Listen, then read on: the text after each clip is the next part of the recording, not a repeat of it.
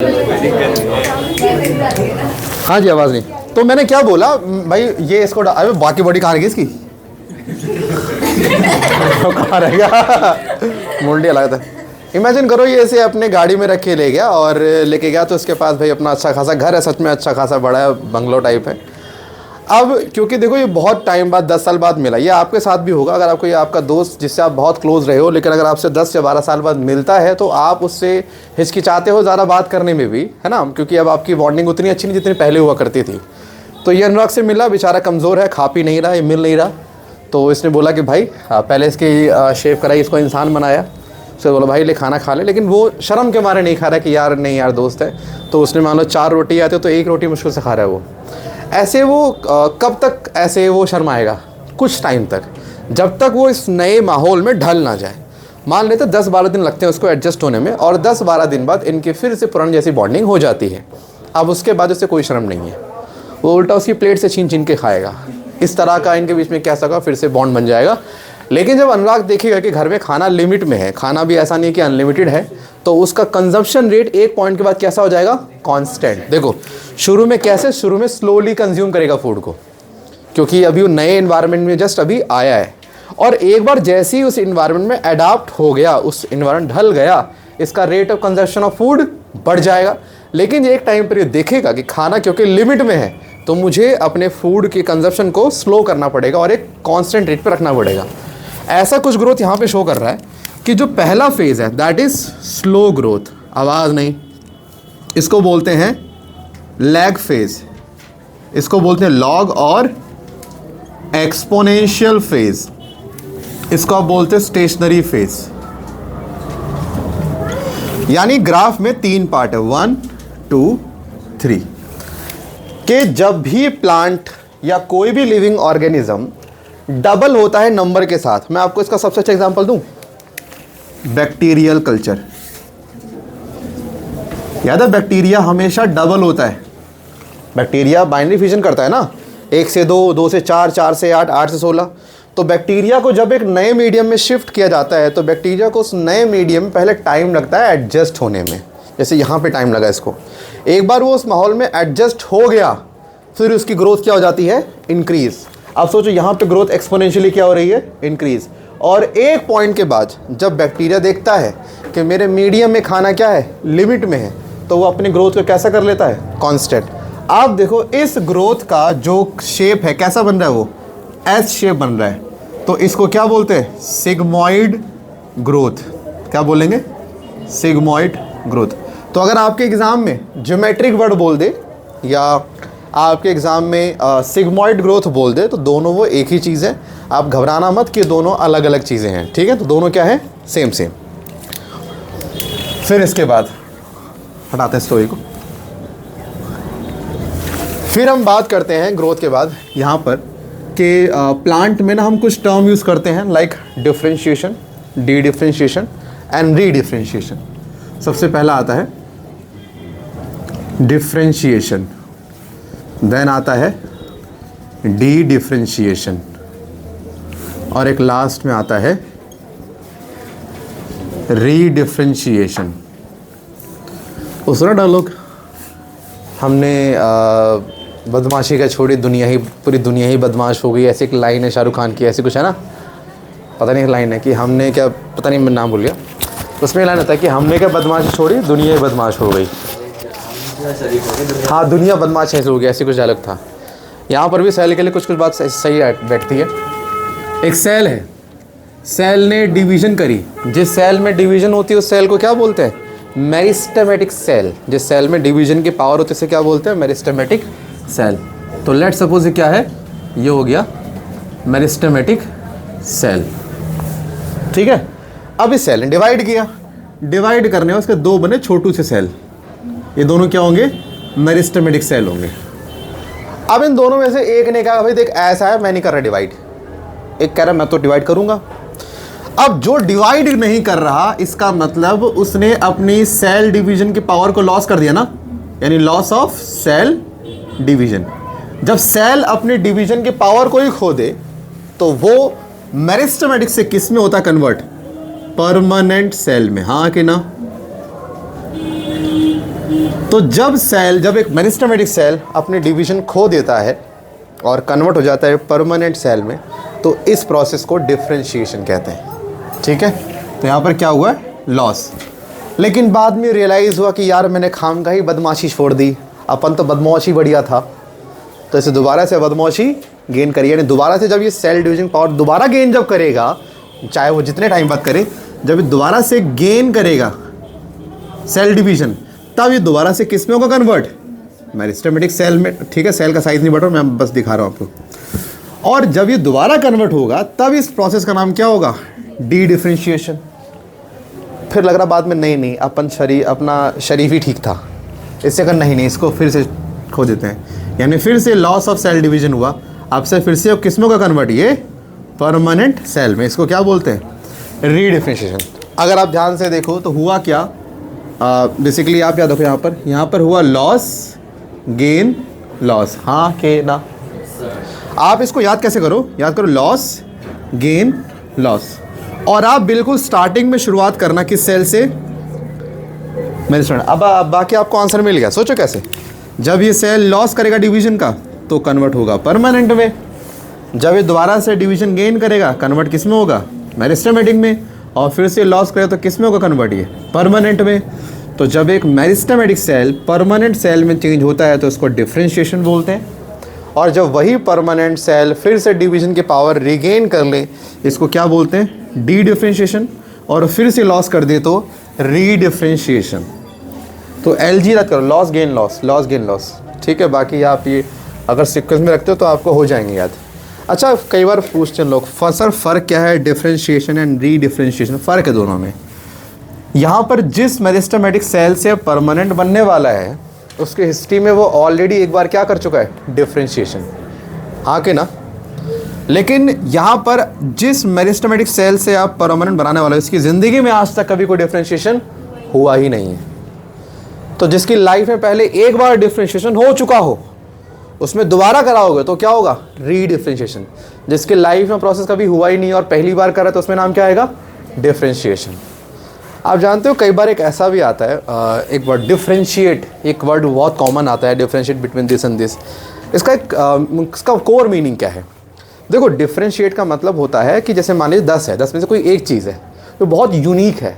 Unique किस चीज़ में, अपने शेप साइज स्ट्रक्चर, किसी में तो यूनिक होगा वो, तो हम उसको बोलते हैं कि उसमें डिफरेंशिएशन हुआ। डिफरेंशिएशन का मतलब होता है सरल भाषा में, किसी भी चीज़ के अंदर कोई बदलाव जब आता है, बदलाव सेल डिवीज़न में नहीं, उसके सेल में। अब वो बदलाव उसके सेल साइज में हो सकता है, वो बदलाव उसके सेल के कलर में हो सकता है, वो बदलाव उसके सेल के न्यूक्लियस में हो सकता है।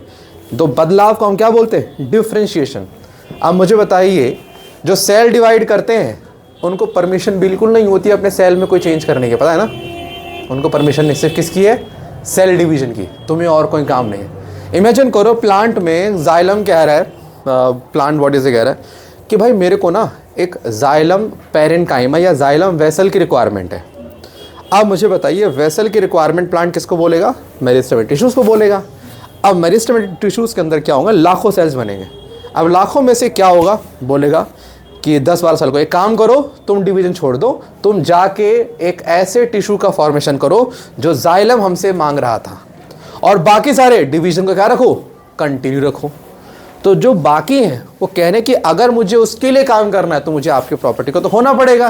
कहते कोई बात नहीं, खो दे, तू अपना उसके लिए काम कर। ये सेल पहुंचा जाइलम के पास कि बताइए आपको क्या चाहिए, कौन सा टिश्यू। तो उसने कहा मुझे चाहिए जाइलम का वेसल चाहिए। तो ये कह रहे हैं वेसल तो सिलेंड्रिकल स्ट्रक्चर होता है, हम तो ग्राउंडेड स्ट्रक्चर है, अब हम कैसे बनाएं। कह रहे हो तुम देखो तुम्हारी हेडेक। तब ये जितने भी सेल्स जिन्होंने डिवीजन को लॉस करा होता है, ये डिस्कस करते हैं कि वेसल को बनाने के लिए हमें अपने आप में क्या बदलाव करना पड़ेगा।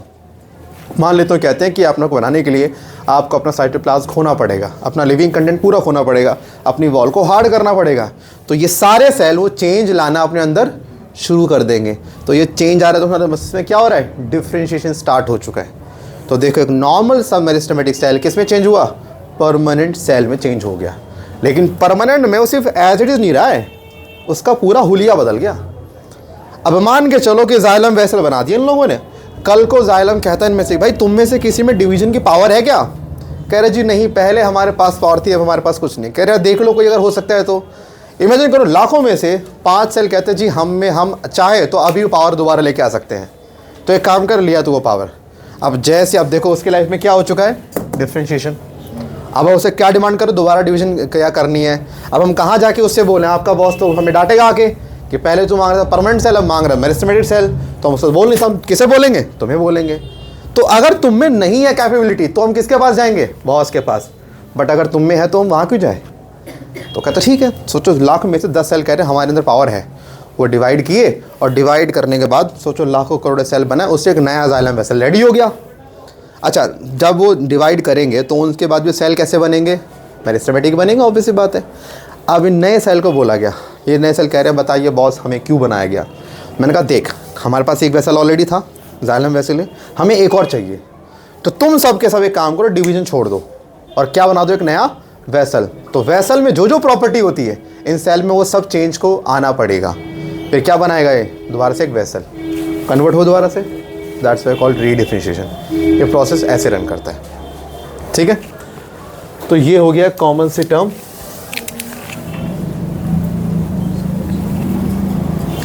इसके अंदर एक चीज़ याद कर लो, फैक्टर्स अफेक्टिंग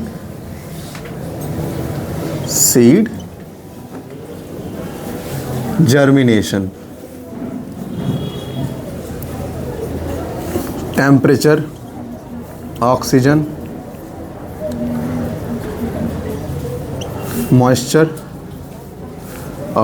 ठीक है, इसमें वाटर भी आ गया पैरेलली।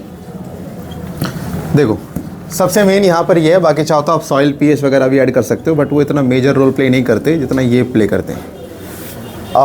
कभी भी सीड जर्मिनेशन के समय ना सीड को कुछ फैक्टर्स की रिक्वायरमेंट होती है। फैक्टर मतलब टेम्परेचर। अब आप जानते हो 20 से 25 डिग्री सेल्सियस का टेम्परेचर क्या होता है, एक ऑप्टिमम बेस्ट टेम्परेचर होता है एंजाइम के काम करने के लिए। और किसी भी सीड को नया प्लांट बनाने के लिए अपने सीड के अंदर बहुत सारे एंजाइम्स से काम करवाना होता है। अब वो एंजाइम काम कब करेंगे, जब टेम्परेचर कैसा होगा, एक मॉडरेट, एक ऑप्टिमम टेम्परेचर होगा। इमेजिन करो ना, सीड के अंदर जो एंजाइम्स हैं, जो एंजाइम जर्मिनेशन कराएंगे, अगर इस एंजाइम को आप तकलीफ दोगे तो क्या सीड जर्मिनेशन होगा प्यार से, बिल्कुल भी नहीं होगा। तो इसीलिए कहते हैं कि एक ऑप्टिमम टेम्परेचर रिक्वायर्ड होता है किसके लिए, सीड जर्मिनेशन के लिए। इसीलिए अगर आप एक सीड सर्दी में सॉइल में लगाएं, वही सीड गर्मी में लगाएं और वही सीड उन दोनों के ट्रांजिशन में लगाएं, आपको तीनों समय सीड में जर्मिनेशन का रेट अलग दिखाई पड़ेगा। तो ऐसा कैसे, क्योंकि टेम्परेचर इन्फ्लुएंस करता है जर्मिनेशन प्रोसेस को। Oxygen, no doubt seed germinate होने के लिए किसी भी सीड को रेस्पिरेशन तो करना ही पड़ता है। रेस्पिरेशन से क्या पैदा होती है, एनर्जी। तो रेस्पिरेशन को करने के लिए फिर इनके पास ऑक्सीजन चाहिए। तो सीड के पास एक छोटा सा पोर होता है जहाँ से क्या होती है, ऑक्सीजन एंटर करती है। इस पोर का नाम क्या है, माइक्रोपाइल। जब भी सीड को जर्मिनेट करना होता है माइक्रोपाइल को ओपन करता है, ऑक्सीजन की एंट्री करवाना चालू करता है। फिर मॉइस्चर और वाटर, भाई इसका भी रोल है। वाटर जब सीड के अंदर एंटर करता है तो वाटर में ना अपनी एक एनर्जी होती है जिसको बोलते हैं वाटर पोटेंशियल। क्या बोलते हैं, वाटर में अपनी एक एनर्जी होती है। इसको आप भली बात ही जानते हो। सोचो वाटर की एनर्जी का इस्तेमाल हम कहाँ नहीं करते, टरबाइन को घुमाने के लिए हम वाटर का इस्तेमाल करें तो वाटर में एनर्जी होती है ना। तो वाटर की इसी एनर्जी का इस्तेमाल सीड भी करता है। सोचो एक मैंगो का सीड जिसको आप तोड़ नहीं पाते अपने दोनों हाथों से, सर भी मारोगे तो भी टूटेगा, सर टूट जाएगा, लेकिन वो इतना हार्ड होता है सोचो। लेकिन वही सीड जब मिट्टी में लगाते हैं वो सीड खुद ब खुद टूट जाता है, पता है ना, तभी तो सीड बाहर आएगा प्लांट। और वो टूट कैसे रहा है, तो सीड पहले मॉइस्चर एब्जॉर्ब करता है। पानी सीड में जितना जाएगा, पानी में एनर्जी होती है, उतना सीड में एनर्जी बढ़ती जाएगी। जब सीड में एनर्जी एक टाइम पे बहुत ज़्यादा हो जाती है, वही एनर्जी सीड को तोड़ देती है। और कभी अगर आपको ध्यान रखना, कभी भी सीड जब टूटता है ना तो तुरंत उस पर्टिकुलर पॉइंट में जहाँ से टूटा है उसके नियर बाय एरिया पूरा हीट हो जाता है। इसमें क्वेश्चन पूछते हैं ऐसा क्यों, तो आप भी जानते हो एनर्जी का लॉस नेचर में हमेशा होता है। सीड में जितनी एनर्जी होती है वाटर की वो सारा यूज़ नहीं कर पाता सीड को ब्रेक करने के लिए। उसमें थोड़ी बहुत जो उसके पास एनर्जी है वो हीट के फॉर्म में सीड से लॉस हो जाती है। तो मान लीजिए सीड है, यहाँ से ब्रेक हुआ तो इसके पार्ट का एरिया कैसा होगा, हल्का सा हीटअप हो जाएगा, हल्का सा पार्ट क्या हो जाएगा, हीटअप। तो मॉइस्चर भी रोल प्ले करता है, यानी अगर आपको लग रहा है कि कोई ड्राई सीजन चल रहा है, मतलब मॉइस्चर नहीं है हवा में, तो बहुत ही मुश्किल से सीड जर्मिनेट करेगा। और ये मॉइस्चर आप ज़रूर नहीं कि आप एयर की बात कर रहे हैं, ये सॉइल मॉइस्चर भी हो सकता है, बट मॉइस्चर होना चाहिए सराउंडिंग एरिया में। सॉइल पीएच, अब सॉइल पीएच कोई बहुत बड़ा तो फैक्टर नहीं है, लेकिन हाँ एक बहुत माइनर रोल प्ले कर सकता है, क्योंकि अगर आपने ज़्यादा एसिडिक या बेसिक पीएच क्रिएट कर दिया तो उससे भी सीड के अंदर आप जानते हो मतलब वाटर लेवल में चेंज आ सकता है, उनके एंजाइम्स एक्टिविटी में भी फ़र्क आपको पता होगा। एंजाइम्स अगर काम कहीं पे कर रहे हैं तो एंजाइम को 3 चीज़ों से बड़ा फ़र्क पड़ता है, एक तो पीएच से, एक टेम्परेचर से, और एक सबस्ट्रेट कंसंट्रेशन से। अब यहाँ पे टेम्परेचर से हमने देख लिया, अगला बचा पीएच। तो पीएच का बहुत माइनर इन्फ्लुएंस है, बट हाँ होता है। लाइट का कोई इन्फ्लुएंस नहीं है, ऐसा नहीं है कि आपने सीड उसमें लगा दी तो लाइट पड़ेगी तो सीड करेगी, लाइट का कोई कनेक्शन है ही नहीं। क्यों नहीं है? लाइट का प्लांट से संबंध तब होता है जब प्लांट के पास क्या प्रेजेंट हो, क्लोरोफिल, तभी तो कनेक्शन है ना प्लांट और लाइट का। अब जो प्लांट अभी बना ही नहीं है उसमें क्लोरोफिल भी नहीं होगा। अब सीड में कोई क्लोरोफिल कोई क्लोरोप्लास्ट है ही नहीं, तो बताइए लाइट का कोई यूज़ है यहाँ पर? लाइट का कोई खास इसमें रोल नहीं आता। ठीक है, इसको लिखो, बंद कर दे भाई से।